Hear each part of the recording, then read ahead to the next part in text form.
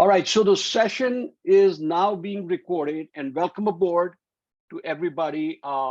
This is a, a, a scholarly writing workshop for aspiring authors. And as I wrote in my email, if you noticed in my email, this is not for nonfiction genres, okay? So, of course, with that said, everybody can take something away from it, but this is not meant to be for just a casual writer. It's a very academically oriented workshop. So if you are joining as a casual writer, either you decide that you're going to suffer through this or you're welcome to leave the session. This is going to be very academic because part of this session, I'm also going to be diving into how to create a research proposal, because one of the things you're going to be called upon to do in your careers as future academics or currently students is how to develop a research proposal. Because I can teach you all the stuff about writing and how to be scholarly and how to understand the pros and cons of good writing, how to get published, etc. All that is great, but if you don't know how to create a research proposal, because even if you're writing a journal article, as you well know, you are required to in some way, shape, or form, provide a research proposal. Okay, so this is my research proposal or the study proposal that, with an abstract and then an introduction and a piece on the literature review and data collection, all that. So you should know how to develop a research proposal. I'm not going to make anybody an expert. Hopefully some of you will walk away from this with a lot of knowledge and expertise on how to do stuff, and more power to you. But these are things that you learn by doing. Okay, you learn by repetition. I haven't gotten to this point, just overnight. I've attended zillions of these sessions. I've done so much of the draft work. I've helped others. Others have helped me develop proposals, etc. So please know that this is an overview of what is an exhaustive body of work there. Okay, so let's begin with the first slide. Okay, let me get to that. I'm going to use the arrow here. Okay, so here is where I feel is a big challenge to aspiring authors. Okay, negative feelings attributed to writing. All right, so getting stuck, feeling helpless, lack of control, chaos, confusion, disorientedness, awkwardness, feeling overwhelmed, swamped, rambling, digressing, drifting, fear, worry, anxiety, turmoil, avoidance, procrastination. In the middle, you'll see avoidance, procrastination, and disappointment. Avoidance and procrastination are the two biggest pitfalls when you're into scholarly writing. Okay, it's called also in layman terms, writer's block. When you're just not able to, you have great ideas, you have great formulations in your mind, but you're not able to express your ideas cogently, put them together in a scholarly way. Okay, and so I just wanted to just to break the ice here, I wanted to take a couple of minutes, and we're not going to take 15, 20 minutes, but just a few minutes. I'd like to open the session out and ask you to reflect on if you have had negative feelings or other feelings prior to developing a piece of writing.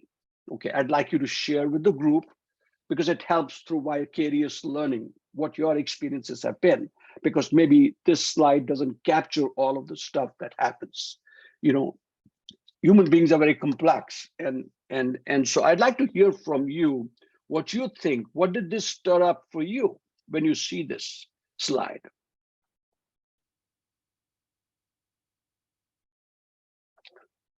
There's somebody in the chat.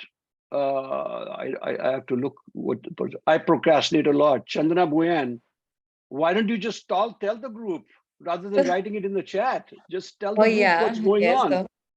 So what? So tell Yes, us so about your like this is procrastination. yes, so I procrastinate a lot. Like if somebody is asking for an article from me and Uh-huh. there is a deadline, I have all the planning, all the map in my mind, but I cannot really put into the pages. I don't know what stops me, but I keep on procrastinating till the last moment when I don't have any option but to write about it. And after writing, I always feel like I could have done it in a much better way if, you know, I could have started earlier. So that was Hmm. my kind of a pattern. It's a behavioral pattern in me that I have been observing from years. Is it just, and I don't mean to get personal, but is it just procrastination which has to do with academia, or procrastination in all walks of your life? No, so mostly writing, yeah. Mostly writing. Mostly Okay. related to writing, So yes. related to writing. So that's the reason I asked. I was not meaning to get personal with you, but I just wanted to understand if it's mostly to do with academic writing. So what is it about academic writing that scares you? Um, can I say something? Sure, absolutely. Go right ahead. Um, And so I have please been tell us your writing. name first. Please tell us your My name. name is Anaga. My name is Anaga. Anaga. Okay, Yes. Anaga, how are you? Yeah. I have been writing, Hmm. and precisely this. I have been through these phases of avoidance, and it is more because there is a fear of rejection. Ah, fear of rejection. Okay. Yeah. So because I have been through, I've been doing academic writing, Hmm. and like any other person, I mean, anyone who does academic writing knows that their articles are rejected by journals. Sometimes they are also accepted, but the times they are rejected is more, I guess. And Sure. I do have this feeling of rejection, and having gone through that process, I don't want to go through it again. So Ah, okay. So you don't want to, so once you are feeling rejected, you feel you're gun shy. You don't want to go again and submit yeah, something and then go put in all the work and then have this damn thing come back to you. Okay. yeah, Or and that come is back to, what now kind of, if it comes back to you with iterations and with corrections, that's a good sign.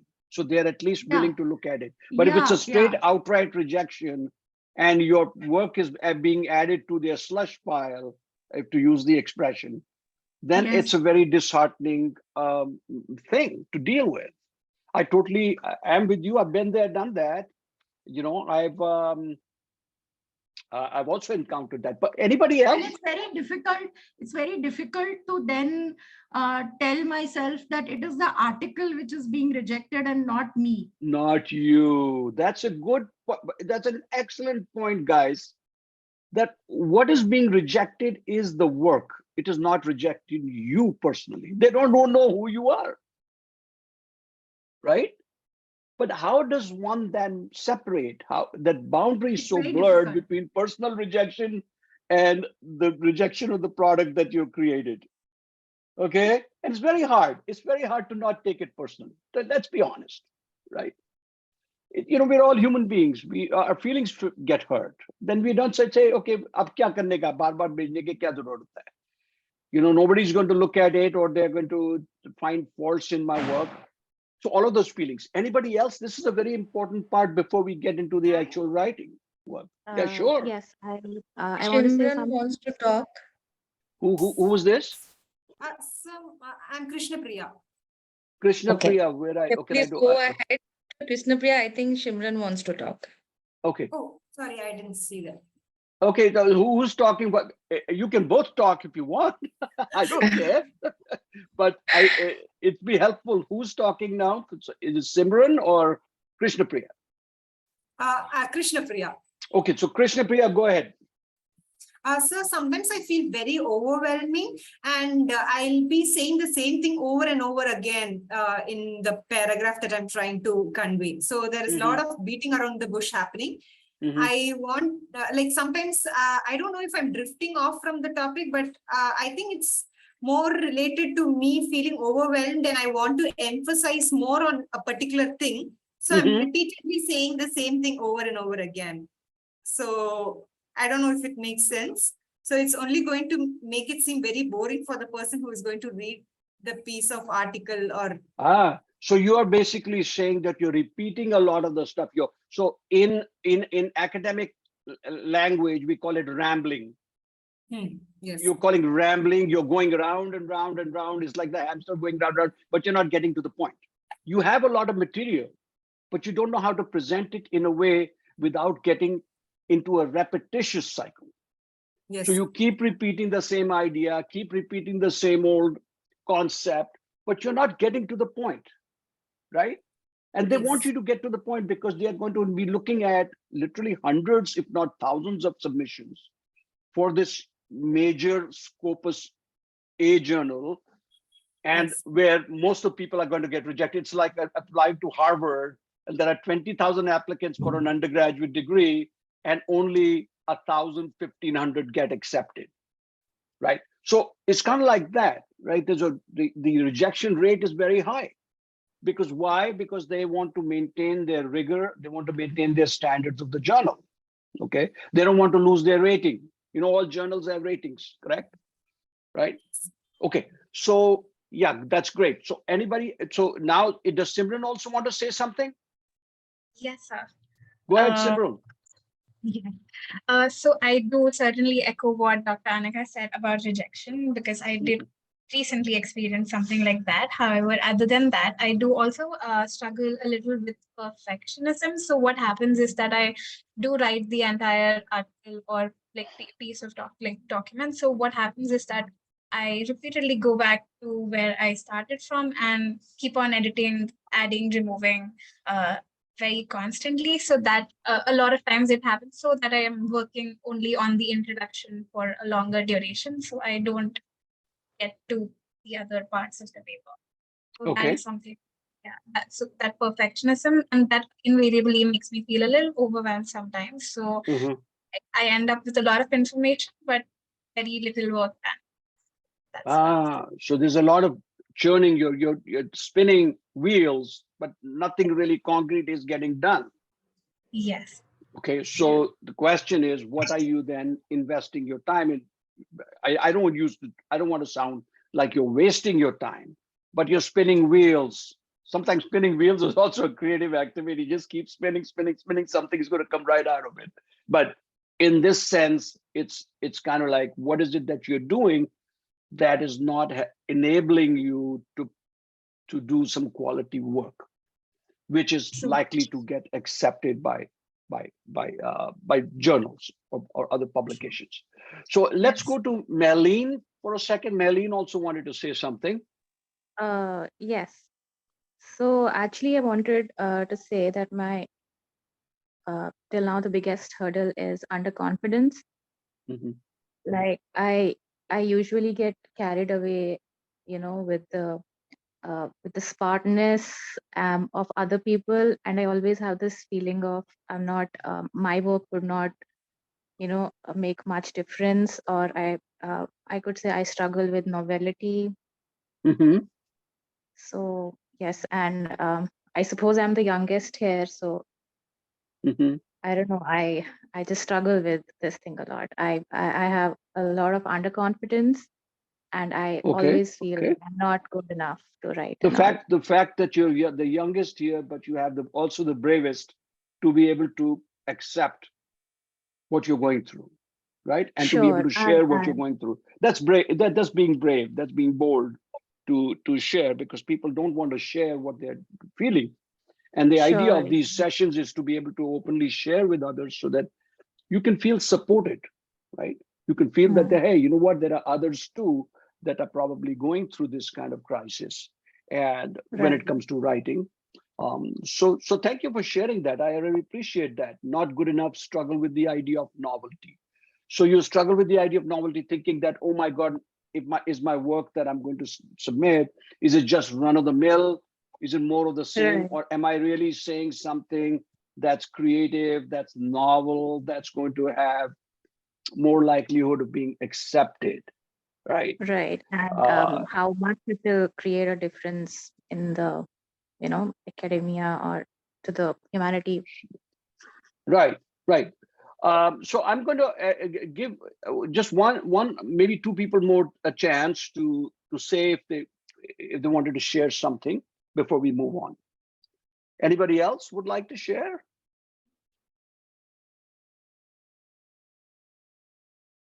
Hi, Rupal Jain. this is Rupal. Okay, Rupal, Yeah, go sure. ahead. Can I go? Go ahead, Rupal. Okay. So most of them have shared how they feel about writing, and Yeah. I would like to say that I also feel some kind of like similar experiences. Mm, I procrastinate a lot, and mhm. I think that my work is not good enough. Even this has gone to that extent that even if the paper I've submitted has published, but then also when I look back to my writing, and I feel that it is not good enough that I share with people, share with my colleagues. So that also happens sometimes. But while writing, what I've found is if I make a blueprint, for example, by paragraph, that what I need to write in this particular paragraph, what I need to explain in this particular paragraph. So that helps me. That helps me. For example, if I set a timeline that I have to write introduction in suppose like 1 week, and this is what I'm gonna write every day, like one Right. paragraph each day. So that kind of helps me. So that might help you as well. Okay. Okay. So that's one extreme where you feel that you've written something, it's gotten published, but you're still double guessing yourself. Arey, kya hai? What did I write? I Yes, could yes, have done totally. much better. I could have done much better. The other extreme is a person like myself who did his doctorate many years ago. And each time I read parts of my doctoral dissertation, I fall in love with myself all over again. And I'm saying, wow, could I have written that 10 years ago, 15 years ago? How could I have written that? It's amazing that I could write that because, as I've gotten a little older, the faculties are not as acute. Okay, you lose a little bit of the vitality, you lose a little bit of the mental acuity, and so it's very refreshing to go back to your work and see. And each time I see my work, I find something new that I can expound on, something new that I can develop in the form of a paper, in the form of just a conversation starter, etc. Okay, so with that, I'd like to proceed. Thank you all for sharing this part because this is an important uh, slide, which gives us the segue into what we are going to be discussing. Okay, so the writing process, all right. Um, Donald Murray, 2001, and I've given the reference at the end, so you can certainly take a look at the reference there. Argues that writers first need to unlearn many of the rules they've been taught in school. So what do we mean by unlearn? You have to condition yourself to decondition. Okay. So you have to, you've been taught, do it a certain way, write this piece, then write this piece, and then write that piece, prose, pressy writing, all of you that have been, you know, uh, worked on English literature, English language, at least I remember back in 1968 at DPS, we would talk pressy writing. So pressy comes from precise, right? How do you take a longer paragraph and put it into a short, kind of into an abstract form of 200 words or 150 words, etc. So the first thing is, contrary to common teaching practices, his perspective on the writing process can be summarized as follows.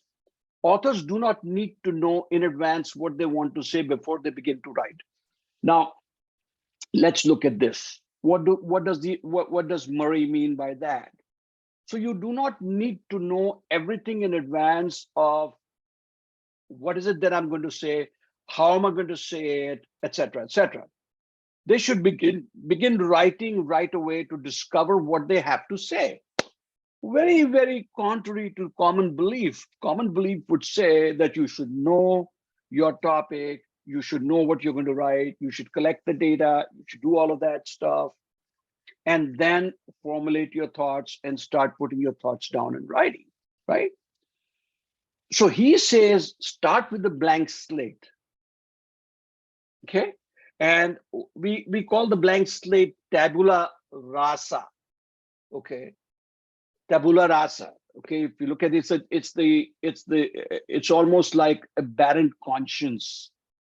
Like nothing has been written on it. It's like when a infant is just born, there's nothing written. The infant has not gone through any experiences. All the experiences are going to be formed. Conditioning will happen, and then stuff will be written on that infant's plate. So kind of like be like that, have that innocence about writing. Okay. Discover, and then later you discover what you have to say. But once you start writing, your writing is going to guide you into the topic. Obviously, you're not just going to start writing about the leaves and the trees when it's an academic piece. You know what you're going to be writing about. But I guess what the author is saying is we get so bogged down with what exactly are we going to say, the concept, the references and the citations and this and that it just bogs us down and we are not able to really get off to a good start. So writing does not have to begin with an outline. Rather, a detailed outline can be produced from the work after it has been written well. So again, it's contrary, it's a very contrarian view that you do not start with a detailed outline. An outline emerges from your work.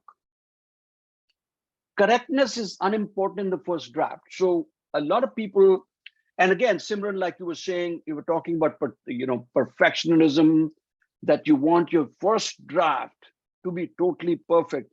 In that striving for perfection, you sometimes don't even get to the second draft because you're stuck. You're thinking, how terrible. I made all those typos, the sentence construction, the syntax, the grammar. So you get so bogged down, you start to double guess your work. And then you say, oh my goodness, even the first draft is not good. The first draft is just a rough draft. Your work is going to go through many iterations. They're going to go through many revisions before you even get to the final draft. The final draft is far away. So don't think of your first draft as the final draft. That's what the pitfall is. A lot of people start to think, oh, this is my final writing. No. And especially if you're going to be diligently pursuing that writing, as I'm hoping many of you will be, then look at your final and as your initial draft as a very rough draft that is going to change and morph and transform over time. Okay. So correctness in the first draft, focus on the content while drafting and address errors during the revision and final draft. Correctness is unimportant. You don't have to be correct. Okay. Focus on the content. What is it that you're wanting to talk about? Right? Editing for spelling, grammar, and typos does not count as a revision. Rather, revision is rethinking, rewriting in substantive ways. So a lot of things, and this is a very important point, a lot of times we think the revision means putting it through a spell check, typo, grammar, syntax, and all that, and then and look for APA 7, right? To make sure that you're following the APA style. And if it's not following, so if you followed all of that and you've done the revision, you think this revised. That is not revision, that is editing. That is editing. That's the job of an editor who looks at the content that you've created and looks for formatting errors, other editing errors, typos, grammar, etc. So revision of the work is revising the body of the work. When you presented an idea, you go back and look at it and you say, if I was the reviewer of this article, how do I feel about this article? Does this capture my attention? Is it a compelling piece? Is it a well-written, organized piece of writing? And if you are not going to pass yourself, then you have to revise that work. So maybe the first revision, then the second revision, and the third revision. So constantly the work is kind of like a massaging your own work to make it more invigorated. to have more blood flowing through it, right? That's what massages do, right? To have more blood flowing through it, to feel more energized, more active, more creative. So you're massaging your work in a way.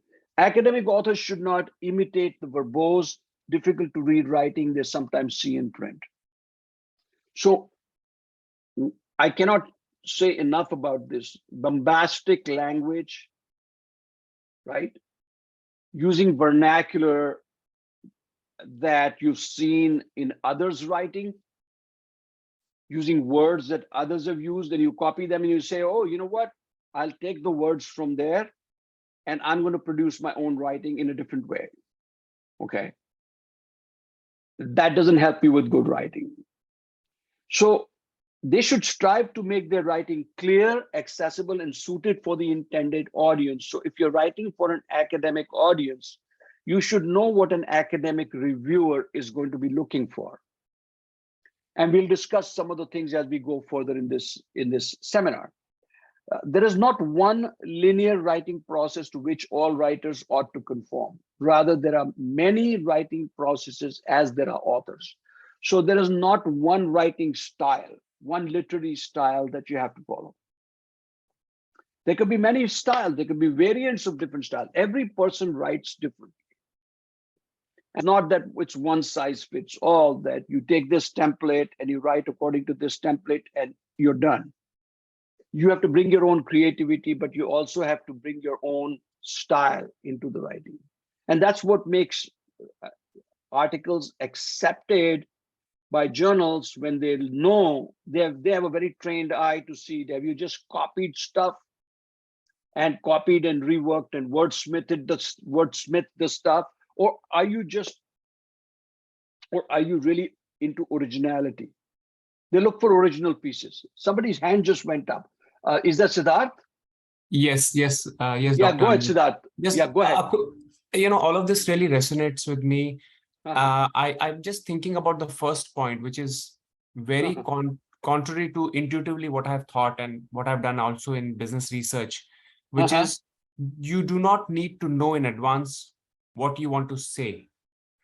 So I'm just thinking that in my mind, what this really means is you should be just ready with the idea and not over prepare in terms of how you will write that idea. Just begin to write on that idea. Is my understanding correct? Yes. So you obviously, the author is not saying that you don't have anything. You have to have an idea. You have to have some concept in your mind that you're writing about, a topic, right?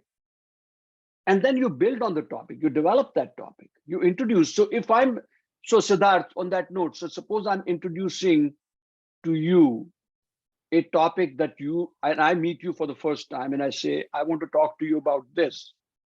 If I just start rambling, right?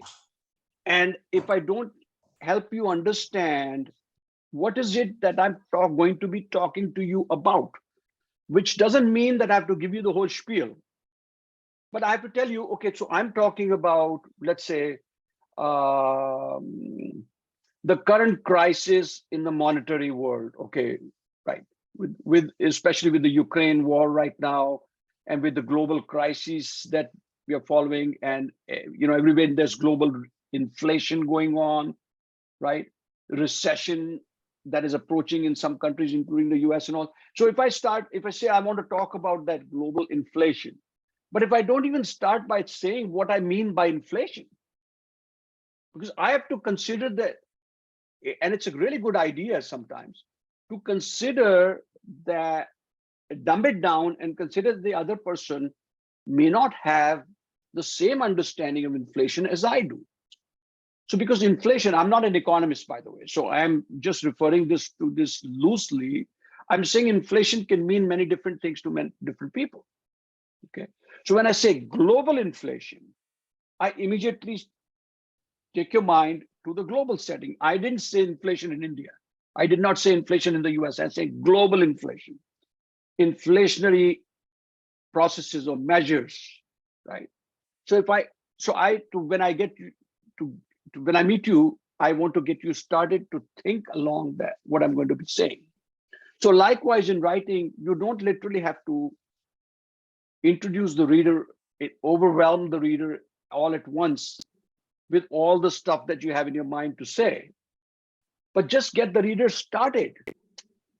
It's kind of like when you're introducing, if you read any good book and you see the title of the book, then you open the chapter first, the preface or the introduction, the author will introduce you to what they are going to be talking about, to get your mind into that mindset, right? So it's a good point that you're bringing up, and again, I just want to once again emphasize here that the author is not saying don't have anything in mind at all. You have to have some topic, but don't make it so concrete right in the beginning that you're suppressing your own creativity as you develop the topic further. Okay, so let's go to the next slide. Composing styles. So there are many, as we talked about the earlier one, everybody has his or her own literary style of writing. Okay, as long as your grammar is correct, as long as there are no typos, as long as the sentence construction is good, as long as your material is well organized, you could have a distinctly different style than me, Siddharth, and Chandana could have a totally different style of writing. You know, Rupal can have a different style, or Simran can have a different style. Tanu can have a totally different style of writing. Every person's individual style fits in with their personality, right? And who are we to challenge that style? So again, a misconception is that my article got rejected, and this is also to Dr. Anagan, okay, about the rejection piece. That, oh, my article got rejected because I did not write in the style that they were expecting me. Wrong. That is not why an article gets rejected. And on that note, I want to open it again for a little discussion. Why do you think these articles get rejected by journals?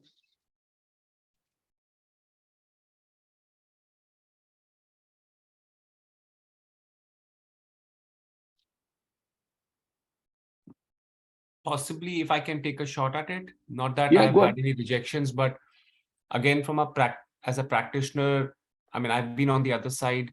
Yep, I think Tanu just made that point, which I was making, which is they don't see that the article is bringing anything novel into the academic world. Mhm. Or maybe the methodology is not robust enough, as an example. Okay, so okay, so what you're saying is that you feel that my article has gotten rejected because my methodology was not correct, or my literature review was lacking there somewhere, or that I did not formulate my ideas and present my ideas in a structured way, or I did not have references, or and I'm going to talk about that, the critical importance of citations and references, and when references and citations should be used and when they should not be used. People randomly, they fall in love with citations. या तो कोई citation होती नहीं है, references ही नहीं होते, या इतने references होते हैं कि all I'm reading is the work of other people. अरे भाई तुम्हारी आवाज कहाँ चली गई? This is your work. I want to see, I want to hear it in your voice, your scholarly voice, your active voice. I don't want to, in one short paragraph, I'm not kidding you, I've seen 20 citations in a 250 word piece. 20 citations. And mind you, citations coming into the introduction of the article. So if you're introducing to the reader, are you introducing others' work to the reader? Or are you introducing your own idea first? That this is what I want to say. This is a mistake people make. They feel that, and then if you ask them, they go, sir, but I have to provide citation because I'm supporting my work with And that's great. You're supporting your work with other authors, the scholars who have done the work before you. But where is your voice? What is your understanding of the concept? If let's say I'm talking about sexual abuse and battery, right? And you start giving me all the citations from the literature on sexual abuse and battery, without even telling me what you understand by sexual abuse and battery. So if a reviewer is looking at your work, looking at your submission, and they're seeing a bunch of citations and references, they know that you're faking it. You've taken ideas and you're putting them together, and these are not coming from you. You're, without even trying to attempt to take a leap, you're already riding on the shoulders of these philosophical giants. I don't know if that makes sense to you. So while I'm totally for it, I'm saying, and Tanu said, not original. So sometimes you feel that your work has gotten rejected because it was not original. So I want to ask Tanu, what do you mean by not original? Yeah, pretty much what you were just explaining before this, you know, where you've taken stuff from everywhere, where the concept is not clear to you, and the foundation is not strong enough, and you know, you've just gone and said a bunch of things. Or also then which is also repetitive, because then the person reviewing it can just pick on it easily. Okay, right. So so you feel that you have not been original. So what is it like to be original then? Let me ask you, Tanu. I don't know, clear, confident. Because you were being very original when you sent the work. आपने तो सब ideas लगा के सबके करके सब इधर करे. According to you, it was a creative piece. It was very original. So what does it mean to you, Tanu, being original? Or I'll put it this way, what does being original mean to you? Being genuine, being truthful is original. Actually, I was answering what you would ask, that, you know, why would your piece get rejected? And I said, well, it's when it's not original. And now that you ask me, I think, yeah, when you're not being genuine, when you're not coming from the heart, when you're not clear with the concept, and when you haven't delved deeper, then I guess it's just picking up things from others. Did everybody just hear that? What Tanu just said? When it's not coming from the heart. Remember, whenever you're writing a piece, whether it's an academic piece or just a nonfiction or whatever piece you're writing, if it is not coming from your heart, the reader can pick it up right away. If it's just a scripted piece of writing, that you take the idea from here, take that, you know, copy and paste ideas, put them all together, and throw in a few references for measure and some citations, and you make it your own work. That is not coming from your heart. Like, you know, I coach a lot of doctoral students who are applying to universities overseas, and also coach doctoral students who are at their dissertation phase. And one of the things that I find, especially with some students who are writing their SOPs, the statement of purpose for application to a doctoral program, is they get so scripted, right? They're so fearful, they get so scripted right away that they start throwing in words that they want to use to impress the reader. And I'm saying, just be yourself. Say, I'm coming to this journey with a lot of fear. It's okay. You don't have to impress them by saying, hey, I'm the expert. That's why I'm doing my PhD. Hey, I'm doing my PhD. I'm approaching this with a lot of trepidation. I'm approaching this with some anxiety. And here is the reason why.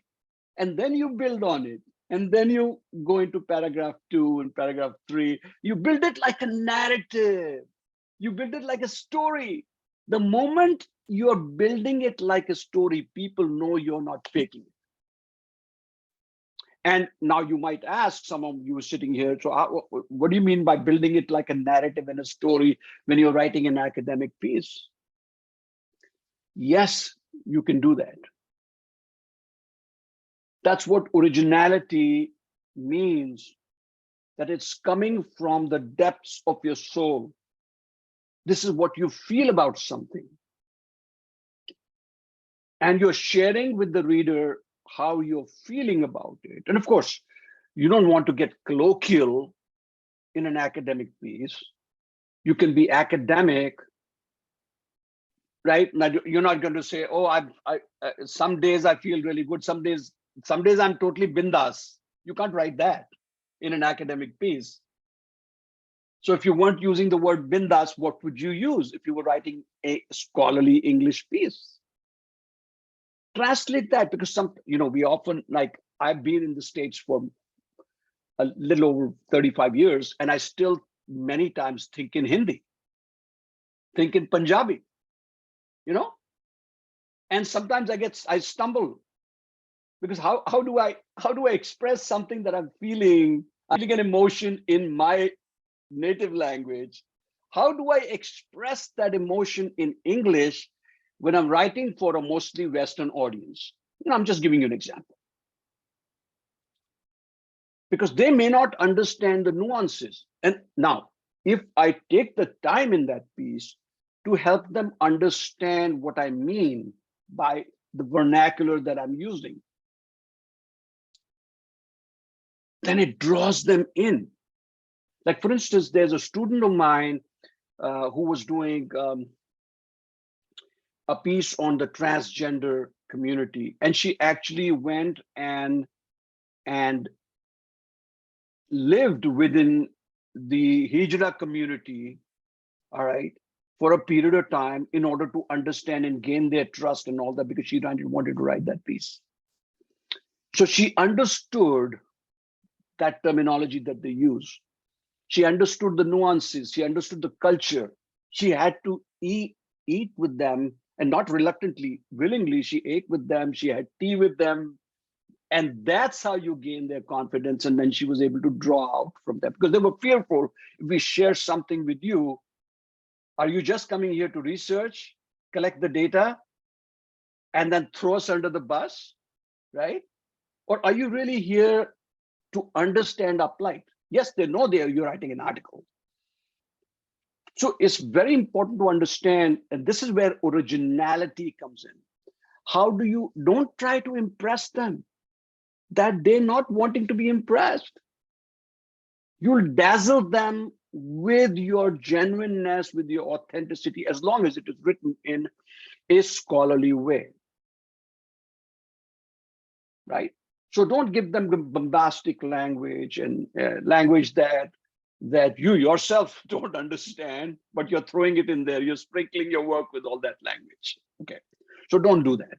But anyway, enough of that. So I just wanted to share that there are many different styles of writing. Heavy planners who plan their work and work their plan, they invest the greatest amount of time in mapping out the manuscript in advance. They often are capable of mentally planning their work while engaged in other activities. They're heavy planners. They want structure, structure, structure. That's not me.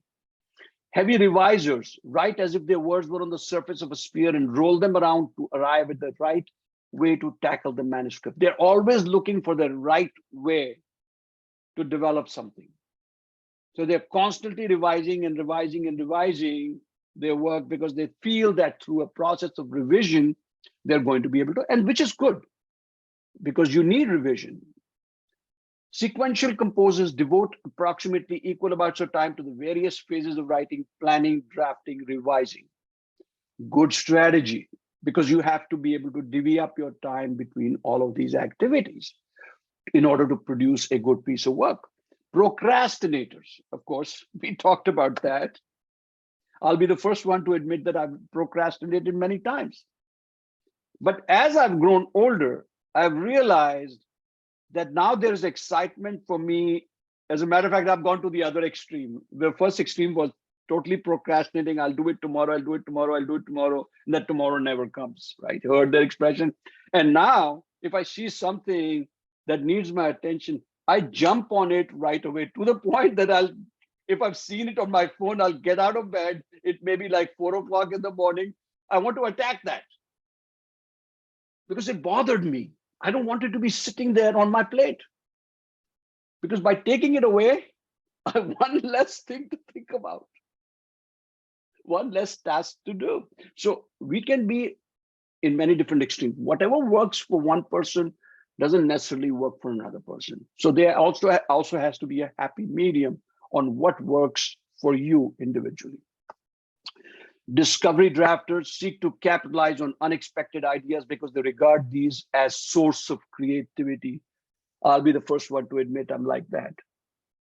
I'll be doing nothing, and then something really original comes to my mind that I never even expected, and then I'll write it down quickly, make a note of it, and maybe I'll go back to it later, and maybe I'm not, but if I go back to it, I'll expound on it. So what I do is, if some ideas have come to me, I'll put it in notes on my Apple computer, on their notes feature. Just put it there, and I'll say, okay, chal, baad mein hum attend karenge, right? Sometimes it doesn't get attended to, but at least I've captured that idea. So it's very, very critical to capture an idea, a topic that's come to your mind, which you know there's a great demand for that topic, because there's a gap in the literature. People have not written much about that topic. So you could be the one who could be breaking ground and writing about that topic. So keep in mind that there are different styles and different ways of writing and expressing yourself. And there is not one right way of doing it. It can be a combination of ways. Sometimes timing is very important. You know, we've all heard the expression in our ancient scriptures, Sthan, Kal, and what was the third one? Patra. Patra. Patra. Patra. Sthan, Kal, and Patra. Sthan means the place, Kal means the time, and Patra means the qualification, right? Your capability.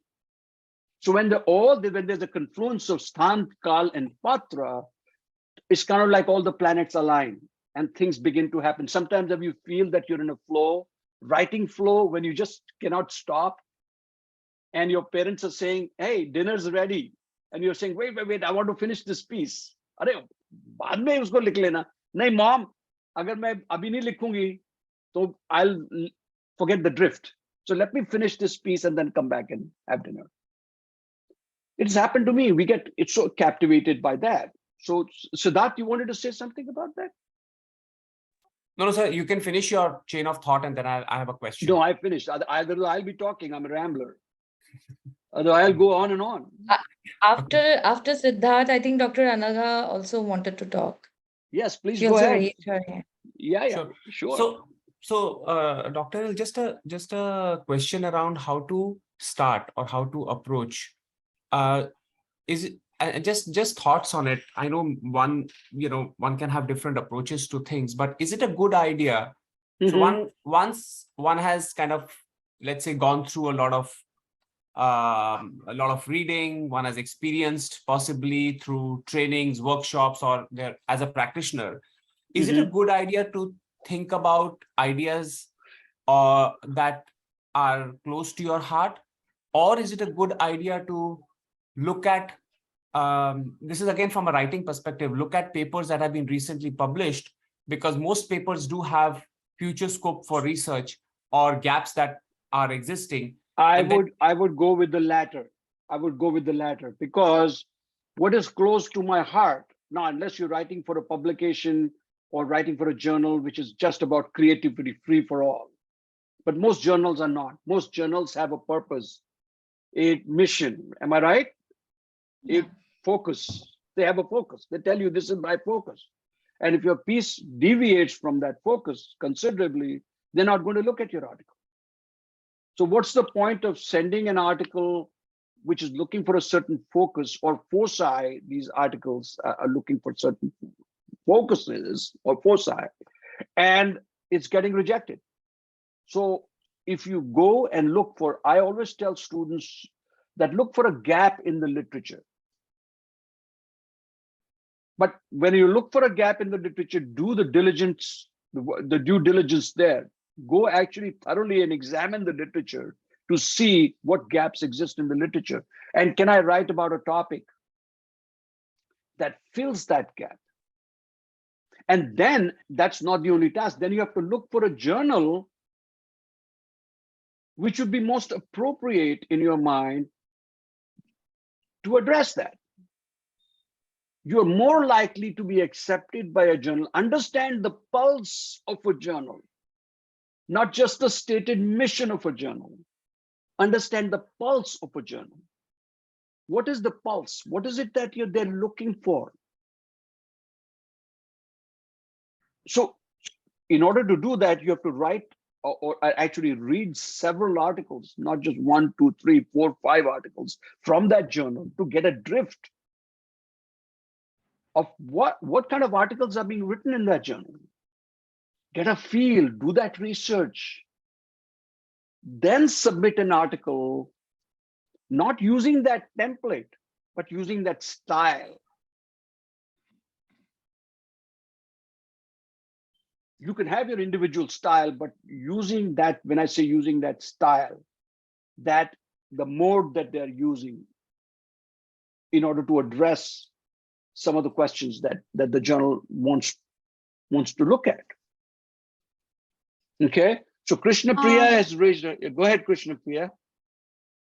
So sometimes is it also necessary for us to start writing a research paper based on the journal that we choose and then decide on what kind of a topic do we write? Like there would be a broad topic that we are working on, but we would be confused as to what are the other things that we want to go ahead with. Do we want to go ahead with a focus group discussion on a particular topic, or an interview, or a statistical analysis through survey based? So do we go ahead and see the journal first and then come to a decision as to how to choose a topic, sir? Well, I'll tell you how I try to do it. I try to identify at least not just one, but 2 or 3 journals that would most closely appropriate the kind of work that I want to submit. Okay, and having chosen those journals, I dig deeper into the journals to see what kind of articles the journal is carrying. I definitely try to understand what is their mission statement. What are the objectives of the journal? What kind of articles? And look at and they will, all journals will tell you recommendations for authors, suggestions for authors. Look at that carefully. Look at how they want it formatted. Look at how many words they want the article in. Okay, they'll tell you all of that stuff. So at least at the very minimum, take care of doing all that. And then you prepare an article, then you feel that it is, you'll have more likelihood of your article getting accepted by that journal.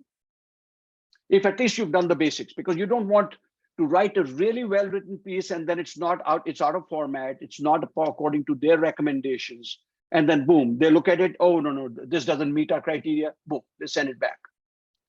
Write an article that it teases them to want to take a better look at your article, okay?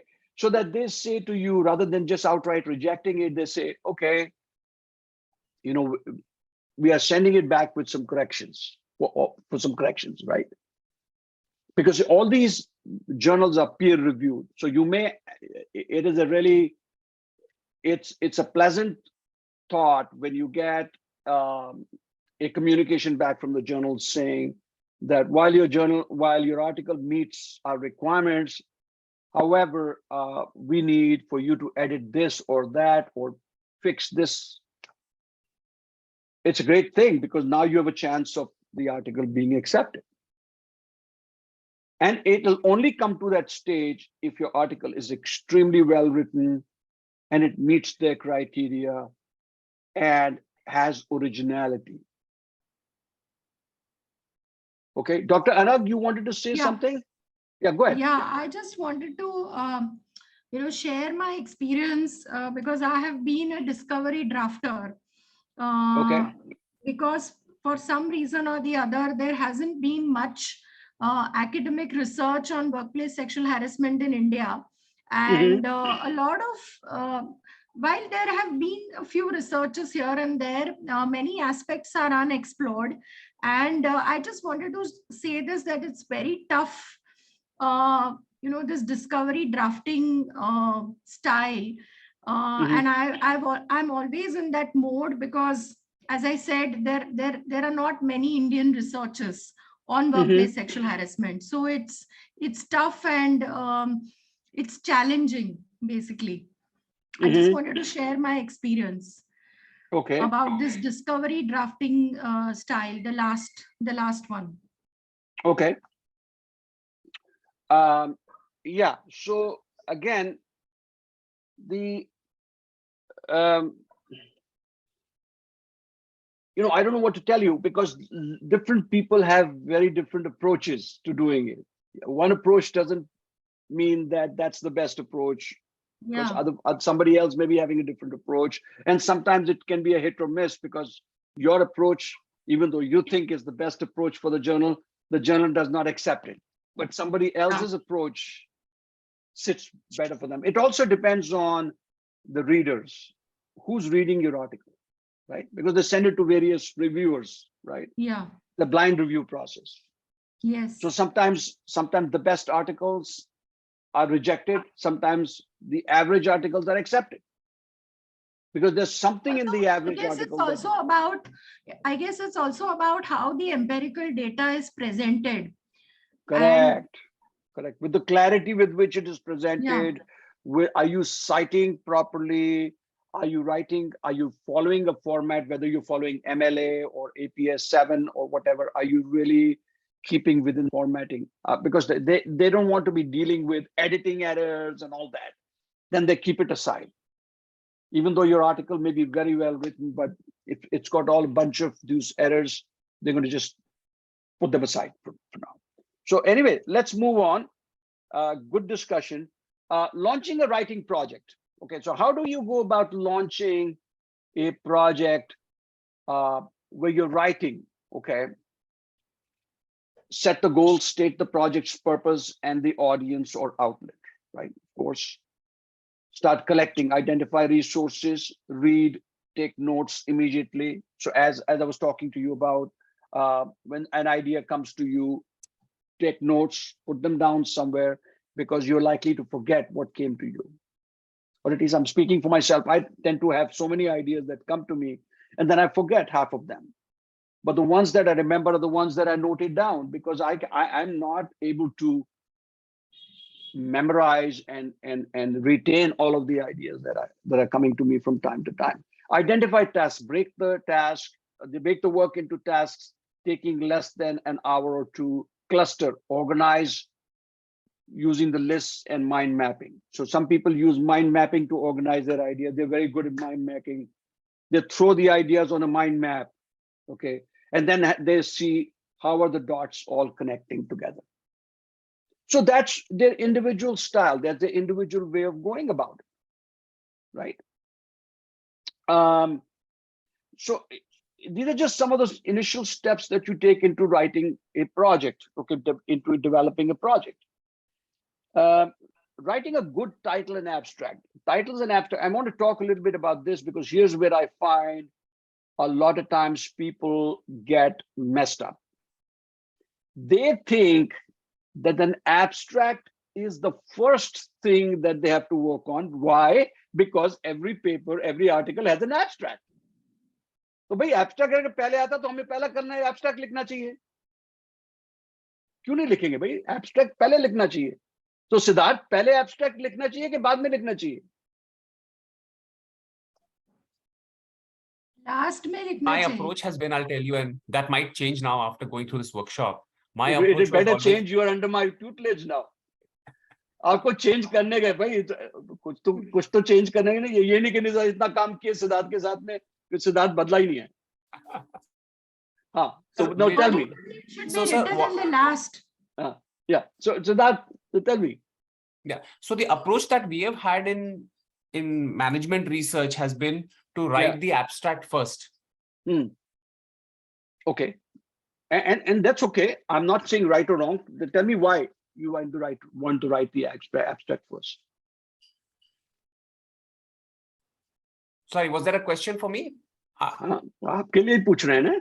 Yeah. Can you Okay, say so that? why do you want to I write the just missed abstract that. first? No, why do you want to write the abstract first? You want to write the abstract first Huh? so that you can build in the research, in the body of research. Also, Okay. it sharpens your thought process. Again, I'm telling you from practically how we have No, been no, doing no, in the last ठीक है. I'm 15, so 20 glad years. that you're being honest. Yes, and honestly, and very honestly, this has been also Hmm. followed, which is write the abstract first, think about conclusions, possible conclusions, not conclusions, but possible conclusion and outcomes, and then build on it in the research. So it helps you meet deadlines, it helps you sharpen your thoughts. So that's the learning that we have had so far. अच्छा, तो एक, not to be facetious here, but let me ask you a question. जब movie बनती है, बॉलीवुड की movie बनती है, ठीक है, तो उसका ट्रेलर पहले बनता है कि बाद में ट्रेलर बनता है मूवी का? Honestly, I wouldn't be surprised if the trailer is being made first. Honestly, कोई Dr. बात Anil, नहीं. and I wouldn't be surprised, but you are right. The trailer Huh. should come towards the end once you have the movie in place so that you can, you know. भाई उसमें क्या है कि trailer का मतलब ये होता है कि you are taking scenes from the movie. तो अगर अभी मूवी बनी नहीं है तो उसके सीन्स कहां से लाओगे? So you have to take the abstract is the piece that you write last, because the abstract is capturing, it is a snapshot of what you've done. Yes. Because a good abstract is, well, first of all, a good abstract is written in no more than 200 to 250 words. A 400-word abstract is not an abstract, it is an essay. There was a reason why I asked you guys to submit a 200 to 250-word piece. Okay? Because it's important for you to be able to understand that the abstract is capturing what is happening in your entire article. Okay? So a good title or abstract is like a billboard hoarding by the side of the road, designed to capture the reader's attention. So एक बार आपका abstract बन गया, तो what is the purpose of the abstract? The purpose of the abstract when the reader, because when people are going through articles and stuff on different repositories, different journals, they don't have the time to go through your entire article, right? So they will go through your abstract, and that's why abstracts need to be short, so that a reader has the time to understand what is being said in this article. It should be so carefully written and worded that it captures almost everything that is happening in just 200 to 250 words. And that's the skill of writing a good abstract. And if your abstract is bad, believe me, you're not going to get hits to your work, to your work in the journal, because they're going to go skim right over that. So you have to understand that a good abstract is one which captures the reader's attention. It draws the reader in. Abstracts do not contain author citations or literature reviews. How many times I have seen abstracts that are full of references? Maslow 2000 wrote this, that, and the other, and all that. They're writing, अरे भाई abstract के अंदर references नहीं आती. Abstracts do not contain citations and references. They contain keywords at the bottom, which are written in italics. Okay, there's a reason for that formatting is required, because journals and other repositories for publications, they require abstracts to be in a certain format. And they will reject an abstract. Let me tell you right away.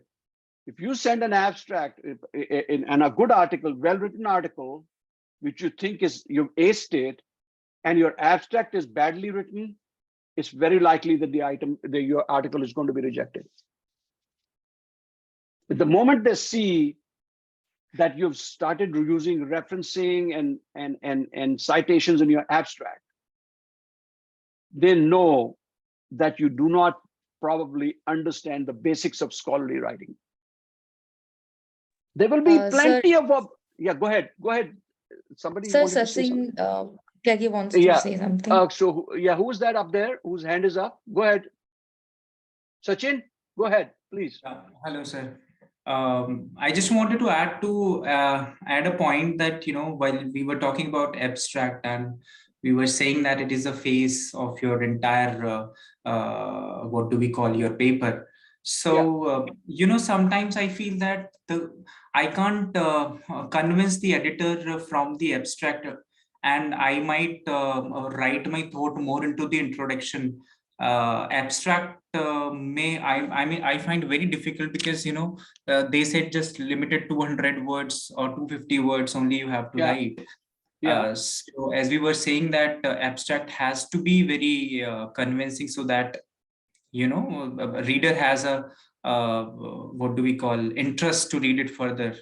But I think introduction is the one which convinces more. This is what I feel. I find it very difficult to put No, you're absolutely right. An abstract is not the introduction. Yeah. An introduction is where your actual body of the work starts. An abstract is just a teaser. It's a preview. It's or they call it a trailer, right, of the movie. Just captures your attention, gives you a few scenes here and there, the important highlights, and boom, in a few minutes, they finish it up. But in the introduction is where you go deep into that. And I'm going to come to that in a second. Krishna Priya, you have a question? And also I relate to Siddharth's point where he was saying that, we write the abstract first. I think somewhere it comes from where we little bit confused between, because I also used to do the same, between abstract and the outline. We think abstract is something, that is the outline which I wanted to do in my work. But I think later on I got to know that it's entirely different. Outline cannot be the abstract. It can be in your mind, but not on the paper. Absolutely. So Krishna Priya, go ahead. So yes, sometimes I do see abstracts that directly just goes into, okay, the current study aims at doing so and so, and then the statistical analysis told so and so, and the results were so and so. And I somewhere agree with Sachin, where sometimes the abstract need to convey the fact that what was the need of the study, why was this study done in the first place. So all these things, sometimes it feels very overwhelming not to be put into abstract, because I'm very much in a situation where I want all this to be a part of the abstract, but I'm not able to do it. Right. And that's you make a good point, but that's why this confusion, that the idea of sharing this with you guys is to alleviate some of the confusion that you have. Okay, the abstract is not the introduction. Okay, the introduction is a proper, as a matter of fact, introduction can be the chapter 1 of a study. Is the whole introduction where you're introducing first, in the first paragraph, you're introducing what you mean by the topic. You don't start citing references and other literature in the very first paragraph. In the first paragraph, it should be in your own voice. You're introducing the reader to the topic, and then you support your work with the philosophers, other philosophers who've done the work around that. Okay, so do not define a concept unless it is novel and not commonly used or understood. So now, I've seen people that they're writing about happiness, and in the abstract, they define the generic meaning of happiness. The happiness is defined as such and such and such and such. Everybody knows what happiness is. Unless you're using it novel expression, a unique term which is not in common mainstream usage. It is not necessary to define that. Number one. Number two, don't put in quotes terms and expressions that are common. Struggle, monetization, happiness, joy, anger. You don't put them in quotes. But if you have a specific expression, like for my study, I did a research on negative capability, which is the capacity to be in mysteries, doubts, and uncertainty without the irritable reaching up to fact and reason. It was a concept that I got from John Keats's work. I'm not a student of English literature, but I was fascinated by his work. And he wrote that in 1807 or 1815, I forget exactly what it was. And so the expression negative capability was so captivated my mind, and I wanted to see how it gets extrapolated into leadership and other studies. So I wrote my whole thing there. So now there, because negative capability, I was introducing it for the first time, I had to put it in quotes and define negative capability. Because if I'm writing in the abstract, oh, I'm going to be researching, the study the study is conducted around negative capability, which is blah, blah, blah, blah, blah, without letting people know what negative capability is. The average person, now if I tell you, did you know negative capability? You didn't know, right? Most of you probably had not heard of negative capability. So if I'm introducing something to you and I'm throwing a jargon at you without defining it, it's not appropriate. So for instance, if somebody were doing a transgender studies and using some expressions that were very, very indigenous to India or to Pakistan or wherever, and you were using that without really defining those terms, without explaining those terms, it just throws the reader off. They don't know. Somebody reading in Belgium or Netherlands is not familiar with your work. But if you choose to help the person understand, they will be more prone to listening to what you have to say, or interested in reading what you have to say. So let me quickly move on. Avoid use of first person in abstracts. In abstracts, you don't use the first person, like I did this or I did that or I interviewed. Use the third person. Okay. Present complex ideas in simple, straightforward language. No bombastic words or pompous expressions. Don't assume that your readers know exactly what you studied. Arouse their genuine curiosity, not their disinterest. And we are kind of, and by the way, we are still talking about abstracts, okay? So see the importance of abstracts. It's maybe a 250-word piece, but it has to be well written. Okay, abstract must contain the following. Now, somebody was asking me, what should abstracts really contain? I think Anaga was king or somebody.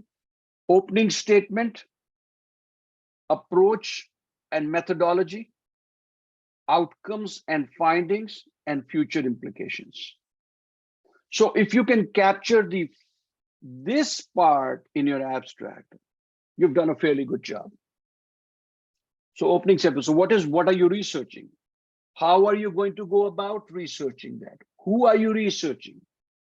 What were the outcomes and findings? And when you report findings and outcomes, you always report findings and outcomes in the present tense. The study found, you don't say study found. I would say that my findings on negative capabilities suggest that such and such and such is happening. So findings and outcomes are always written in the present tense, not the past tense. While you may have said my study was conducted with 14 leaders or 14 business managers, you're using was there because the study is already done. But your findings are current. They are the result of your study, correct? Writing for publishing, while it's every scholar's dream to get published in a prominent journal, it is not the only way your research can get noticed. Sometimes people are struggling, banging their head on the wall.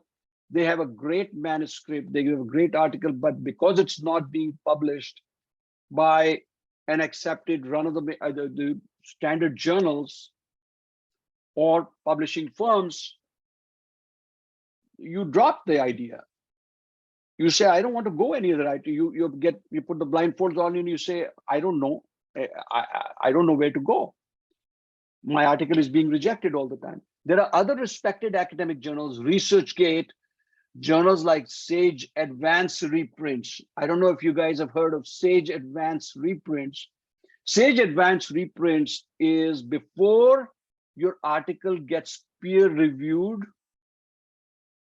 they will accept your article if it has original content, good content. And so it is your springboard into good publishing and writing. And by the way, it has all of the bells and whistles that you would expect in a journal article, except that it is not a peer-reviewed journal yet. Sage has peer-reviewed journals, but the peer-reviewed journal process is a longer process, can take up to sometimes a year for the journal article to get accepted. Okay, it is a much quicker route to publishing and dissemination of your articles to a wider audience of peers who can be invited to review. And so if you have good publishing work, good articles to share out there, and because you're not being picked up by a reputed journal, don't assume that your work is all junk just because the prominent journals are not picking it up. Go for other sources, disseminate your work other ways. Be active in social media, join the groups, academic groups that look at work. ResearchGate is another one. I would be a little mindful about academia.org or whatever it's called. They are into monetization for the most part. Their whole model is on monetization. So if you present a paper to them, yes, they will accept it, right? Readily, and you can upload in many papers and all that. But they want you, if you want to see who cited your paper, who saw your paper, who read your paper, you have to pay them a fee for premium membership if you want that. And for some people it works. But I would say ResearchGate is the more prominent one that I would go with. Okay, because it's a purely academic portal for that. Refrain from publishing work in journals that demand a publication fee. I've heard a lot about that in India, that journals will ask you for a fee, 500, 1500, whatever, that will publish your article. Those journals are no good. Stay away from that.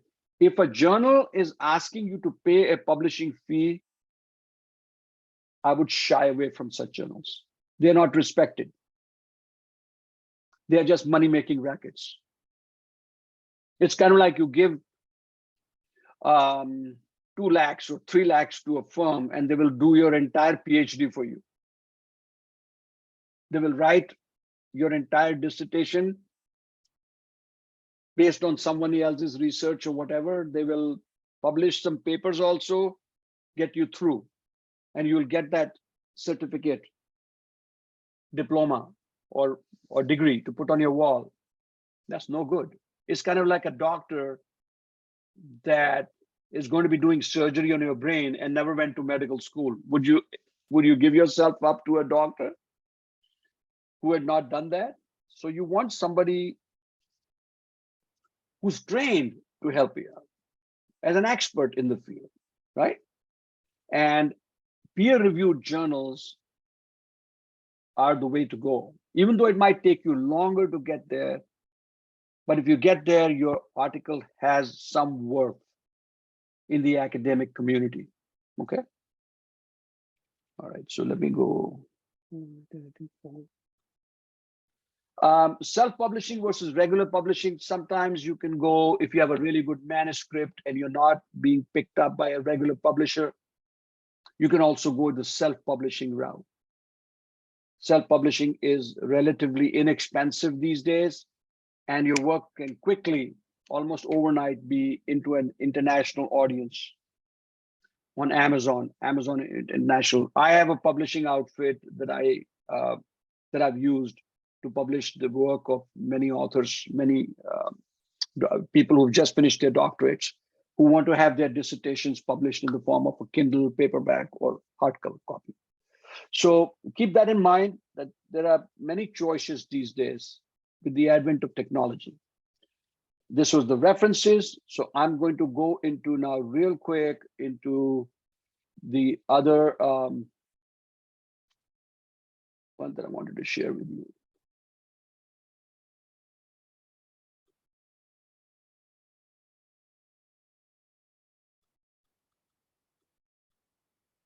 Are you able to see this, all of you? No, we Hello? can't.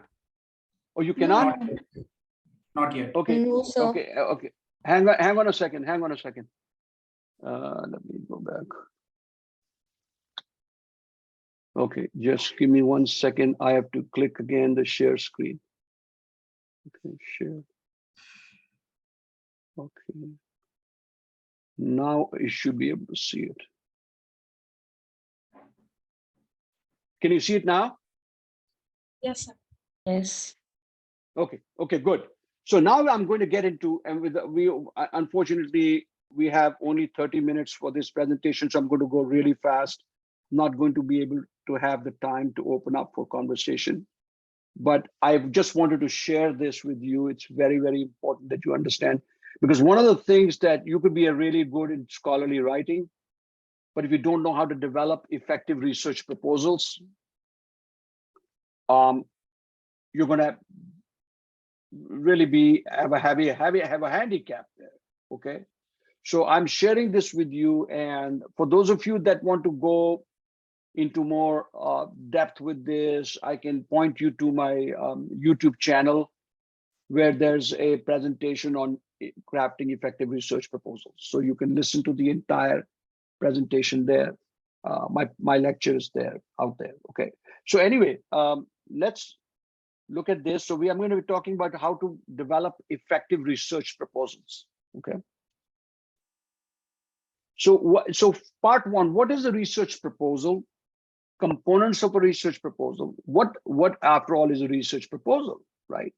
You hear the expression research proposal. It's an academic expression. It has a very definite meaning.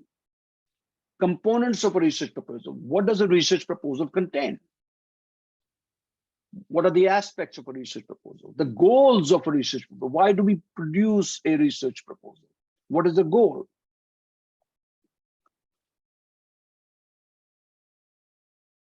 All research starts out by identifying a meaningful problem or opportunity about which we want to gain better knowledge or find a solution. So anytime you're getting into research, why are you researching is as important as what you're researching. What is it that you're researching? Why are you going to be spending 2 or 3 years of your life or 4 years of your life into this research? What is the meaning? Is there a meaningful problem you're addressing? Is there a problem statement you're addressing? Or is it just to gain a better insight into a knowledge area, into a topic, into a phenomena, right? Think of a research proposal as a formal roadmap that outlines what you want to research, where you are at today. So any research proposal will tell you where you are at today. What is the point of departure? What is the starting point? Where you hope to go from here, okay? How will you get there? And what challenges you might encounter on the way. Is everyone with me? So think of a research proposal as a formal roadmap. It is a formal document A research proposal is a formal document. A concept paper may not be a formal document.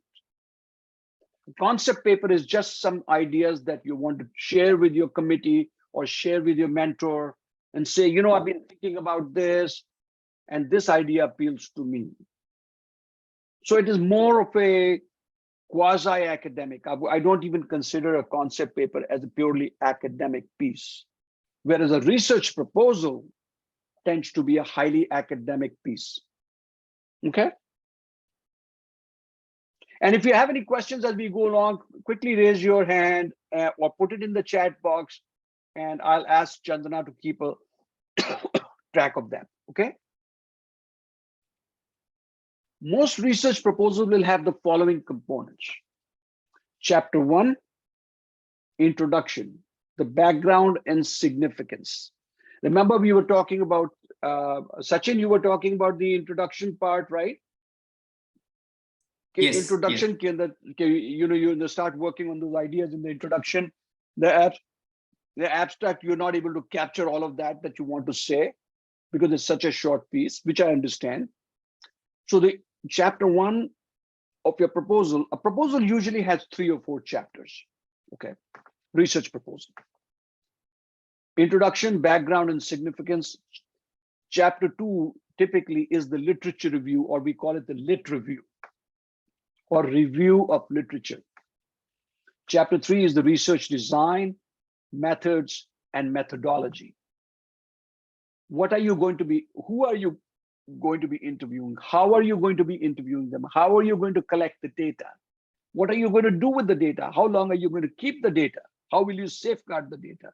All of that stuff comes under that.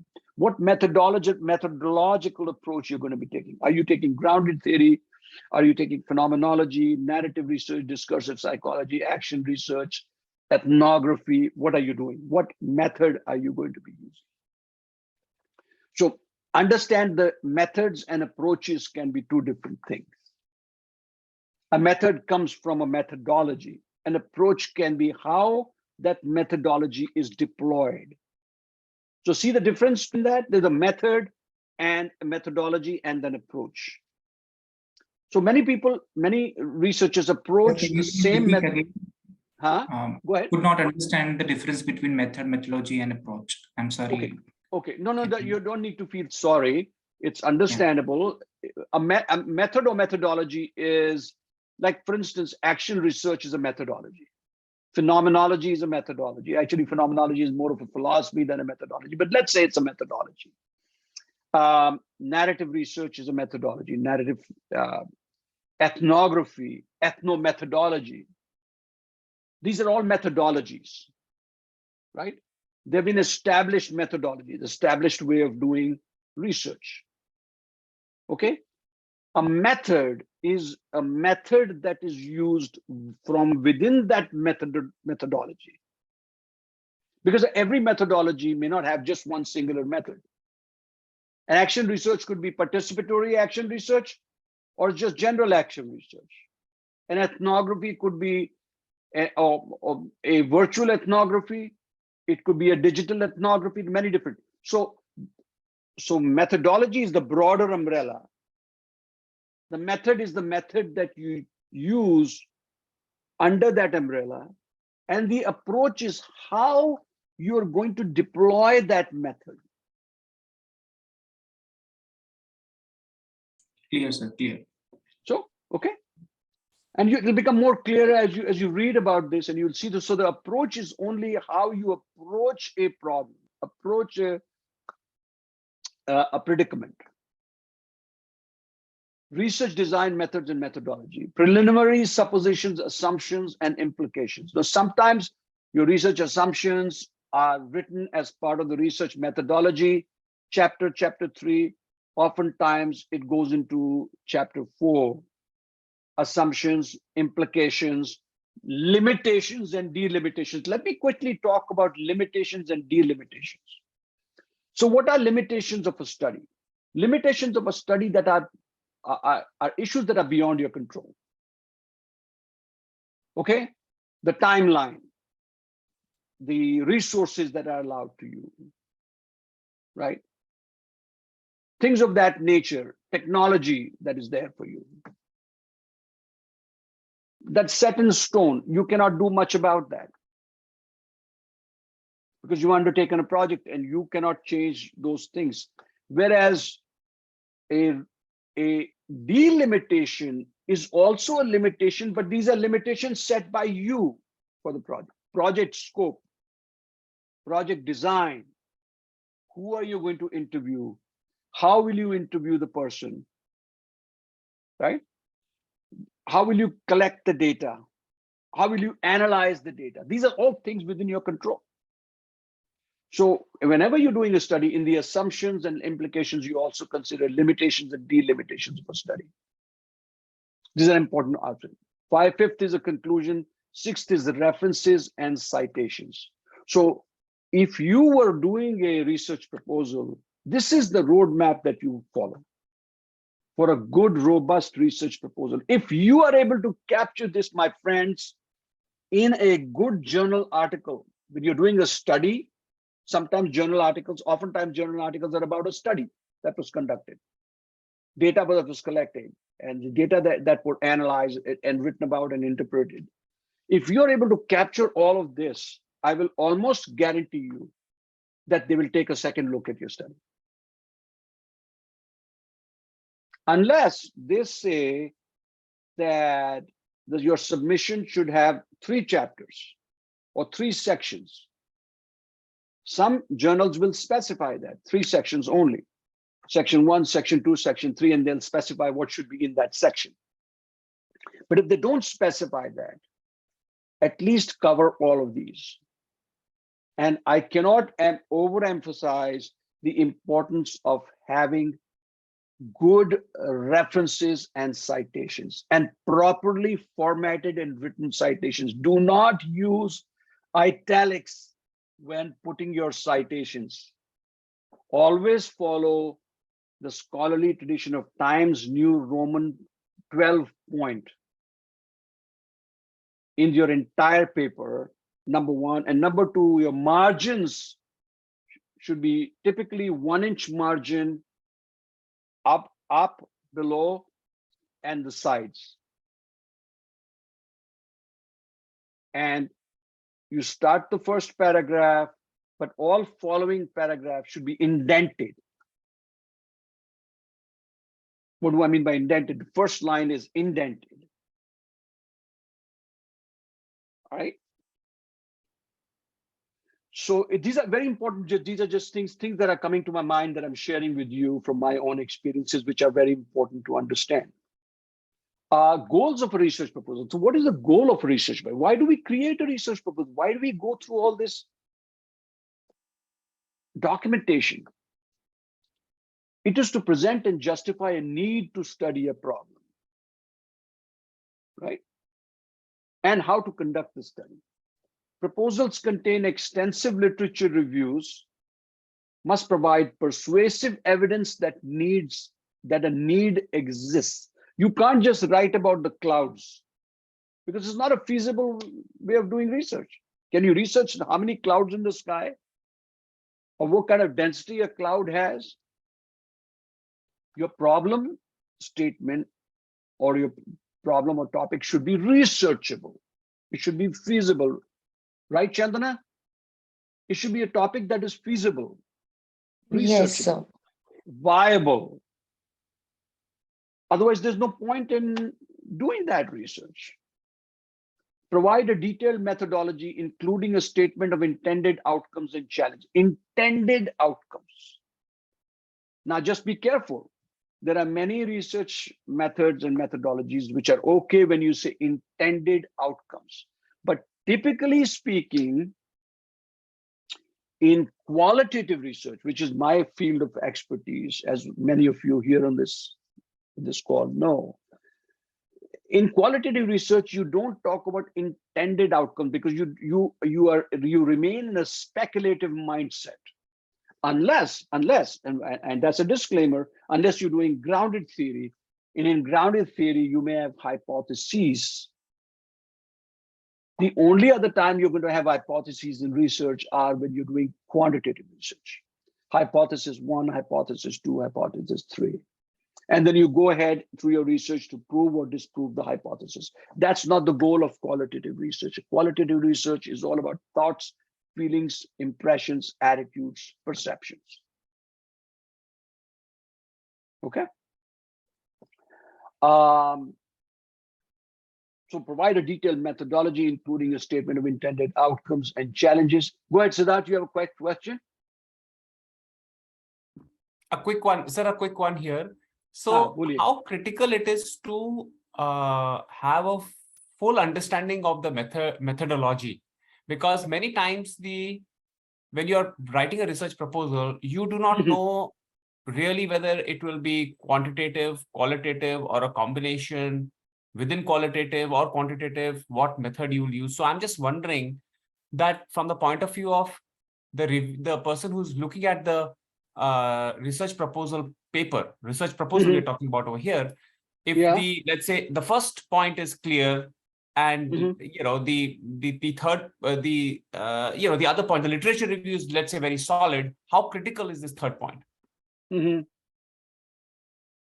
Okay, so you are asking a very important question. Okay, it's a very good. So can you just rephrase what you just said in one sentence? Sir, how critical it is to have a full understanding of the methodology that you will be using in the research proposal stage.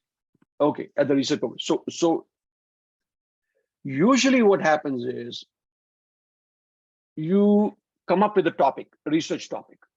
Research topic comes from a problem statement. Something has been keeping you up at night. And when your faculty chair asks you, so what is it that is troubling you about this concept? Just I've been thinking about this concept for a long time. I want to research this.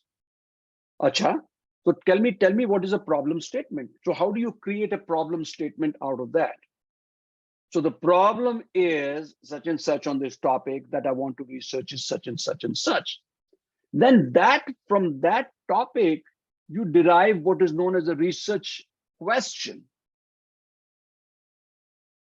So what is it like for leaders to be in a state of negative? I'm just giving you my own research question from years ago. In my sleep, I can tell you my research question. What is it like for leaders to be in a state of negative capability during periods of conflict and unrest in a workplace? Even if you ask me 100 times in from my own grave, I will probably get up and tell you my research question because it is burned into my conscience, as it should be for all of you. Your research question should be boom, boom, boom.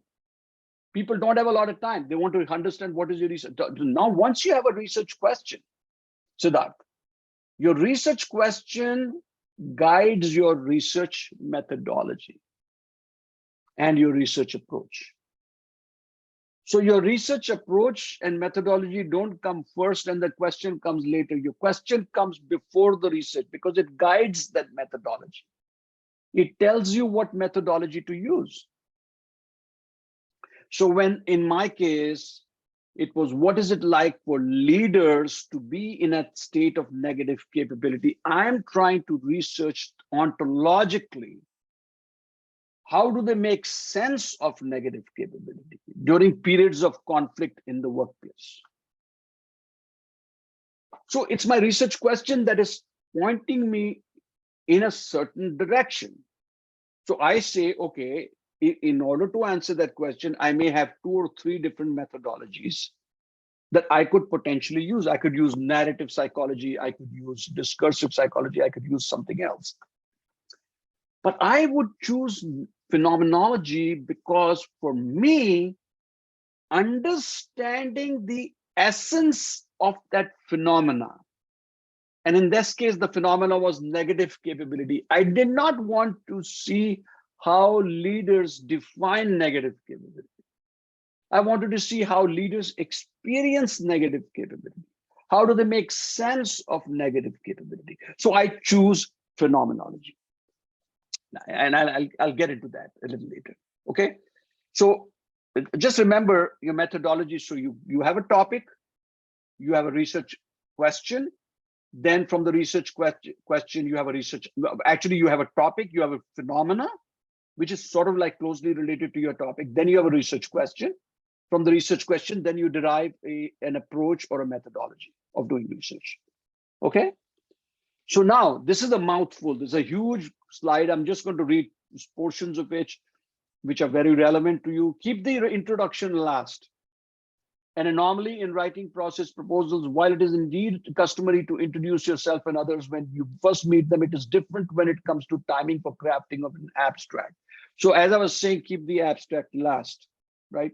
We have been so conditioned to think linearly, that is, the writing protocol should be in an orderly straight line, that we cannot think in a different way. We are always taught, pehle ye karo, fir uske baad ye karo, fir uske baad ye karo, uske baad ye karo. Whereas in the writing process, it's a very creative, very turbulent, very chaotic process. A lot of ideas you're toying with, you're tinkering with a lot of ideas, and how you put them together is the way we get. So you don't want to get bogged down how to introduce the research topic. Then I'm going to go into this, then I'm going to go into that. All of this stuff is happening. So it's kind of like all the balls are in the air. And you're connecting the dots somehow. That's what good research is about. You don't always have the luxury to approach it from A, B, C, D standpoint. Okay. Let's jump to a review of literature. Okay, also known as the literature review. So literature review is the precursor to conducting a robust lit review, is identifying a problem statement. So I said you identify a problem statement. What is the focus of your research? What are you really focusing on? What are you investigating? Does literature exist on your area of study? Because if you're going to be studying something and there is no literature whatsoever on that area, it can happen. It could be a really novel phenomenon in which there is no literature. Very rare chance, but it can happen. What do you then do? Or sometimes the literature may not be directly relevant to your research. What do you then do? You look for affiliated literature in your area of study. You look for literature that tangentially talks about your area of study, where conversations are happening, but not directly. For instance, emotional abuse, right?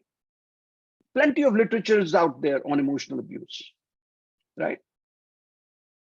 But when I started to research my own topic, negative capability, there was not a lot of literature available on negative capability. Only literature that was available was from the standpoint of literature, aesthetics, poetry, John Keats's poetry.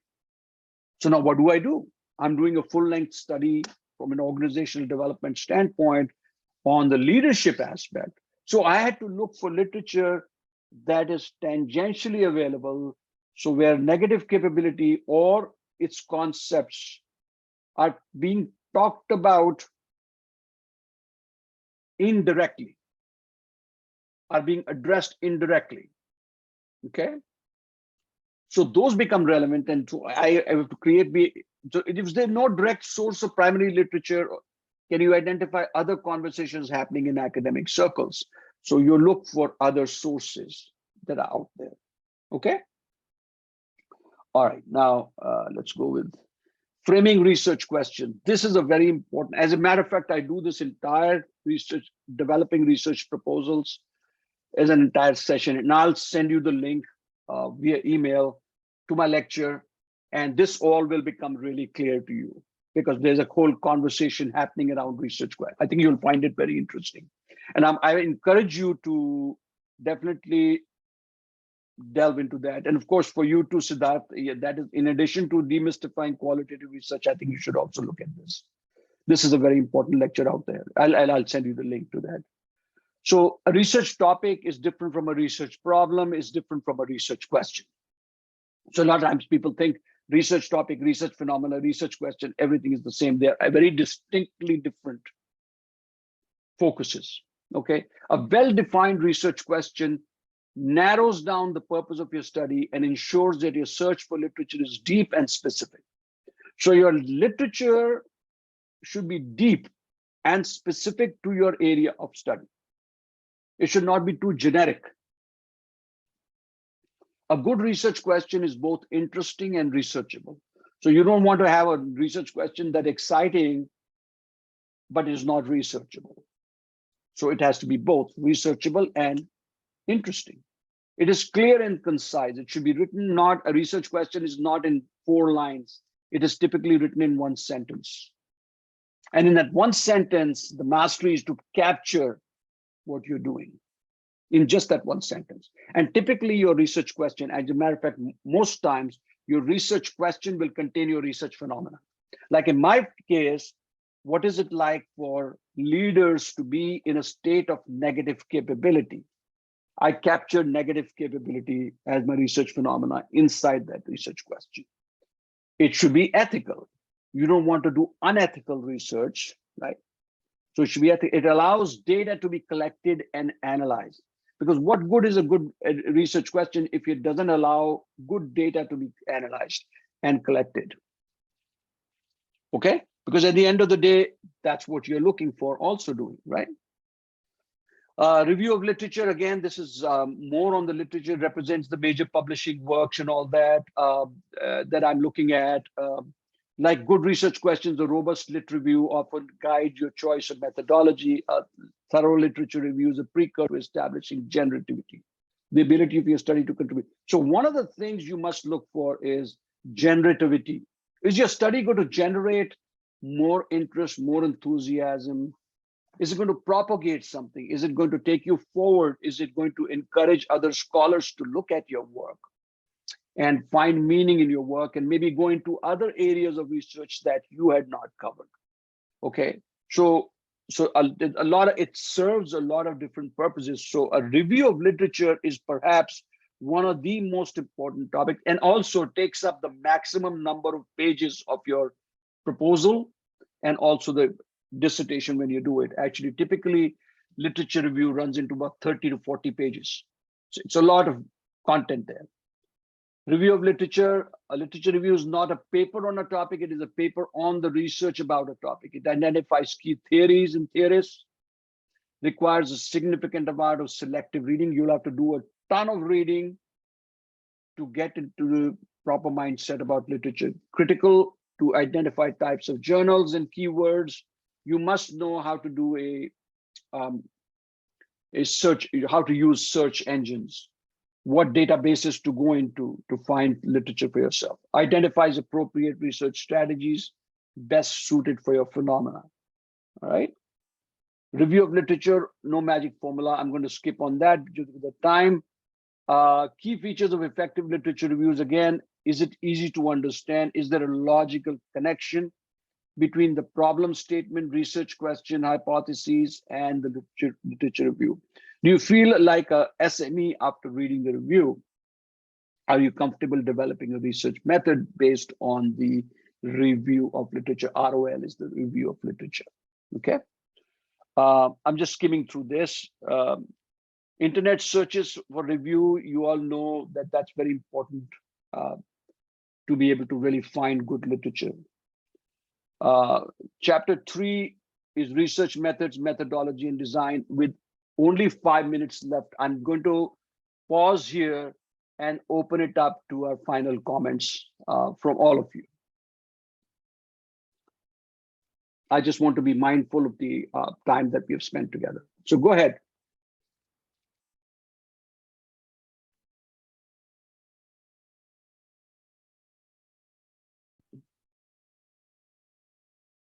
No, maybe I can just at the outset just say that a lot of my misconceptions really and have been kind of they have been addressed, and a lot of curiosity through this 2 hours of discussion. There is a lot of curiosity around getting into the depth of some of the areas that you have touched upon.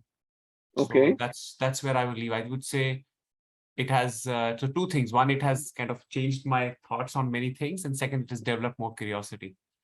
Okay, is this Siddharth or is it Sachin? No, this is Siddharth. Siddharth, okay. Because you're sounding like Sachin, so I want to, because I didn't see your face there. This happens, you know. Okay, go ahead. Anybody else? This time, Sachin sir. Sachin, go ahead, Sachin. Yeah, actually, I was not expecting this research proposal part, and I am I'm a research scholar and doing my PhD. So I'm about to submit my research proposal. So definitely it is going to help me. Where are you doing your PhD, Sachin? I'm doing it from Birla Institute of Management Technology, sir. Greater Noida. BIMTech, Noida. Okay. Yeah. Dr. What is his name? I'm doing it Dr. with Dr. Vivek. Day. Dr. Vivek is there, right? No, I think I'm doing with Dr. AK Day. Case method. You have Dr. Chaturvedi is the director there, right? Yeah, Dr. Chaturvedi, right. Okay. Do you know Dr. Meena Bhatia and all of them? Yes, definitely. I know. Dr. Oh, Meena okay, Bhatia. okay. Well, I've done conducted 2 workshops on site at BIMTech over the last many years. Yeah, so that's great. Great place to be. So you're working on your research proposal. That's great. So thank you for sharing that. And again, I'll point out my whole lecture on this entire developing research questions. I just wanted to give you a quick feel for a little flavor for this. One question. Go ahead. I just wanted to know that when are we conducting the workshop on phenomenology? I mean, any idea? Are you planning for it? I would really like to. Well, just to let you know that your Dean of Research and I have communicated. You know the Dean of Research, Dr. Vivek? Dr. Sahai. Arunaditya Sahai. Is it Arunaditya Sahai or somebody else? It's Arvind also. There is Arvind, yes, Dr. Arvind Shukla. Yeah. Yes, definitely. Yeah. He and I have I've sent them a proposal during I'm coming to India for an academic tour from March 4th to from February 4th to March 14th of next year. So I've actually sent them a proposal to consider the workshop on site. Let's see. I haven't heard back from him. He may be consulting with the director and all those people there. No, I'll also talk to him. I mean, on personal basis, I'll request. It will be very helpful for all of us. So why don't you tell Dr. Arvind Shukla that you attended my workshop and that you would very much like to have it on site. And then I'll do a whole phenomenology and grounded theory 2-day intense workshop there. Okay. That's great, sir. But thank you for sharing that. And good luck in your PhD studies. Thank you, sir. So, anybody else would like to say? Yeah, Dr. Behel, I would like to go. Yes, sure. Hello, Chinu. How are you? So, yeah, I'm good. Thank you so much for this comprehensive workshop. I could clearly see the passion, the deep involvement that you as a researcher yourself have and the hold that you have on the subject. I'm so glad that 2 of my research scholars, Tanu and Chandana, could attend this. So Tanu is also one of your scholars. Okay, I'm wondering that Tanu's sitting very quietly, has not talked much. So, I was just going to ask you. Okay, that's good. So Tanu and who else is all your scholar? Chandana. Oh, Chandana is also yours. Oh, wonderful. That is what a small word. Okay, great. And Chandana, as you know, became the last-minute moderator. Yeah. Chandana is in fact staying with me since yesterday. She has come from Guwahati, Assam to Agra. Arey wah. Wonderful. She's great. Right now attending from another room and I'm attending from another room in the same house. Oh, in the same house. And Tanu, where do you live, Tanu? Tanu is in Mumbai. Yeah. Where do you live? Is in Malabar Hill. Oh, you're in Mumbai. That's right. Oh, okay. I heard Delhi for some reason. Oh, that's great. Hopefully, I'm in touch with Dr. Agrawal to see if we can plan something out, and hopefully something will come through. We'll definitely do that, Dr. Behel, when you are in India, and let us see how I can. Make my other research scholars also attend your workshop when you are here. And we'll plan it over the phone or Zoom call in detail. But I'm really thankful to you for this selfless contribution on your part. And I can very surely tell you that such kind of training is not provided to research scholars in India at all. This is really, really needed for our research scholars. Yeah, yeah. So I'm a little Thank you guilty so of much. going too much into in depth into an area, and I No, thought, I thought that, we could have had a 6 hours workshop on the I was same you just topic. read my mind. I could have gone on and Yeah, on and on. This is just yeah, something that I live and breathe all day. yeah, So this is yeah. exciting. But thank you. So anybody else wants to say something before we wrap it up? No, I'd just like to add that I was sitting quietly, but I was really soaking it in and lapping it all up. And Okay, it definitely piqued my curiosity, and I definitely have to touch base with you. So I'm glad that certainly. ma'am already brought it up.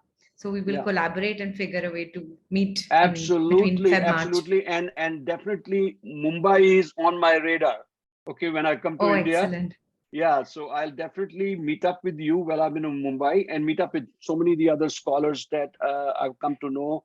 And it's always a great because my soul was so thirsty for this visit to India because for 3 years, because of the pandemic, I could not come. Otherwise, I was coming to India every 6 months, believe it or not.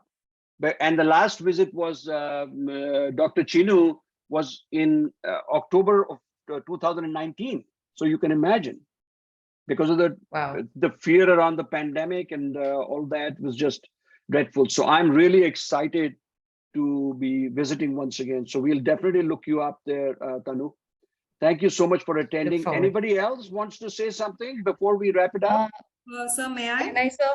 Yes, Chandana, go ahead. Sir, I can go at the last. Krishna Priya, please go ahead. Okay, go ahead. Okay, all right. Yes, thank you. Thank you, Chandana. Thank you, Dr. Behl. Actually, I had so many questions and you clarified all of them. And I still have a lot more questions, which actually opens the forum for me to actually interact with you more in future. So I'm Yes. doing my PhD in psychology. From VIT. VIT Vellore. Oh, VIT Vellore. Okay. Yes, sir. All right. And who's this, by the way? I didn't catch your name. Krishna Priya. Oh, Krishna Priya. Okay, Krishna Priya. Okay. Yes, sir. Okay. And I feel like, when it comes to psychology, it's a vast, diverse topic, and there is so much of methodology that you can actually have taken into consideration when we talk about research. And sometimes I also have this feeling of which one would be the most appropriate one, or the combination of both mixed method. So I feel like, probably having more in-depth conversation on this would also be helpful. So probably I'll Yes. also talk to my institution. I don't know if you would travel down south. Where in South are you? Vellore? Tamil Nadu. Tamil Nadu. Tamil Nadu. Arey bhai, I will go. As long as there's a flight going there, I'm not going to go by train. It'll be too long a journey. So it's basically you will have to come till Chennai, and from Chennai, VIT is 3 hours down from Chennai. Okay. Yeah. It'd be wonderful. Hey, I'm open to it. Right now, my schedule is quite open, so I'm accepting any invitations that come my way. Sure, sir. Sure, Because sir. my idea is, at this stage of my life, this is not about money. It's about spreading the knowledge, spreading the wealth that I've received over my years. And if I can, during my golden years of my life, if I can impart that knowledge and help students grow, that is the biggest excitement for me. Yes, To sir. so Krishna Priya, we should have an email communication. Yes, sir. Right? Yes, sir. Definitely. And Yes, sir. we can Thank you take it so much, forward sir. there. Yeah, thank you so much for attending. Anybody else before we wrap it up? Simran wants to talk. Hi, Simran. Go ahead. Hey, sir. Thank you for doing this workshop today. I'm so glad I got a chance to attend, because there are a lot of doctoral students, current PhD students. I am someone who's aspiring to pursue PhD in the near future. So this has been really heartening and motivating. Thank you for doing this. Wonderful. Thank you so much. Thank you so much. All right. So if nobody else has anything to say, we can wrap it up. Sir, me. Sir, I'm Go the ahead. last one. Who's this? This is Chandana, sir. Chandana, go ahead. Arey bhai, how can I forget my moderator? So thank you so much for this insightful session, sir, specifically on the composing style, because I always get stuck in the initial phase. So like, I always feel like even if I have read, I feel like I don't know enough. And I keep on reading, keep on collecting information, and I don't start the writing part. So that Mhm. was that particular, sentence that you have put there in the very second slide, that, Mhm. you can begin without Right. knowing what you want to say. You can Correct. start writing, and then you discover what you want to talk about. So that was Absolutely. really, really liberating for me. And Oh, thank you good. so much for that. It was Good. entirely a very insightful session, and looking forward to more in-depth such workshops in the future. Wonderful. Wonderful. This will be exciting, and I look forward to having an opportunity to say hello to you when I come to India. Okay. Yes, sure, sir. If you happen to be in either Delhi, Bangalore, Mumbai, So I travel a etc. lot, sir. That's not a problem. By the way, I live in the northeastern part of India. I live in Guwahati, Assam. Guwahati, So beautiful, beautiful area, I believe. It's very, very nice, yes, very yes, sir. picturesque and all that, right Yes, in the you can hills, plan a right? trip. Right? Yes, Yeah, it's let's very beautiful. let's see in the short time that we have. Okay, so thank you so much, and Chinu, thank you so much for attending at short notice. And also, I hope Dr. Jain was able to attend a little bit, be here for some time. Yes, yes, he was there for, I think, 30-40 minutes. Oh, okay. Okay, good, Yeah. good. Thank you for inviting him to the workshop, and thank you all. And I'm going to be, session is being recorded, so I'll upload the recording to YouTube and share the link with everybody. Thank you so much. Sir, there is So a those, question from Dr. Vizendra Nath Pathak. just a minute, Sir, Dr. can you Vijendra explain Nath how can Pathak, you yes. use Can you intervention explain test in ANCOVA? ANCOVA? How can you use intervention test in ANCOVA? I don't understand what that means. ANCOVA. That's a statistics related question. I don't think it is relevant to this workshop. Yeah, that is more of a statistics thing, and I'm not a statistician or a quantitative researcher. I'm more into qualitative, and I do some mixed methods. That is fine, but I don't go beyond that. You can't be an expert in everything. So, all right, thank you so much again. I really am honored that all of you attended, and hopefully you learned something from this workshop, and we'll continue the learning as we go. Okay. All right. Take care. Okay. Bye. Thank you Have so a good much. night, and thank you for taking Good night. 7:30 to 9:30 the hour from a Saturday. It's difficult, I know. So I really appreciate that. Namaskar. Thank you so much. Namaskar. Thank you so Thank you, much. sir. Thank you, sir. Thank you, sir. Thank you. Okay. Bye-bye.